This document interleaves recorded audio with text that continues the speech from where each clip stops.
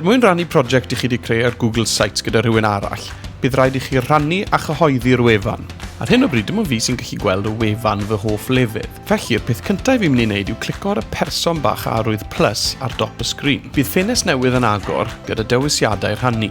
Y dewis cyntaf ar y restr yw i newid pwy sy'n gallu golygu'r prosiect. Fel arfer fyddech chi'n gadael hwn fel mae e. Yr ail ddewis yw dewis pwy sy'n gallu gweld y prosiect. Yn awtomatig, mae unrhyw un sydd wedi mewn gofnodi i hwb yn gallu gweld y gwaith, ar ôl iddo fe gael ei gyhoeddi. Ond mae modd newid hwn fel bod unrhyw un o gwbl yn gallu gweld y gwaith, sy'n ddefnyddiol mwyn rhannu'r gwaith gyda ffrindiau a theulu efallai. Mwyn roi'r gwaith i fewn ar Google Classroom, gallwch adael ar yr opsiwn canol. Edrychwch ar y trosolwg o opsiynau rhannu, a os ych chi'n hapus, clicwch Done. Nawr ni'n barod i gyhoeddi'r wefan i ryngrwyd. Ar dop y sgrin, clicwch ar y botwm Publish. Ar y ffenest yma, gallwch ddewis enw i'ch gwefan, ac unwaith chi'n hapus, cliciwch ar y botwm Publish. Dyna ni, mae'ch gwefan chi'n fyw ar y ryngrwyd, ond sut allwn ni rannu hwn gyda phobl eraill? Ar dop y sgrin, cliciwch ar y botwm Link.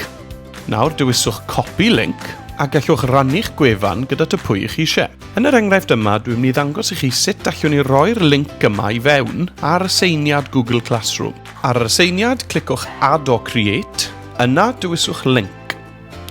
Yn y bocs sy'n ymddangos, glidwch y link chi wedi copio a clico Add Link.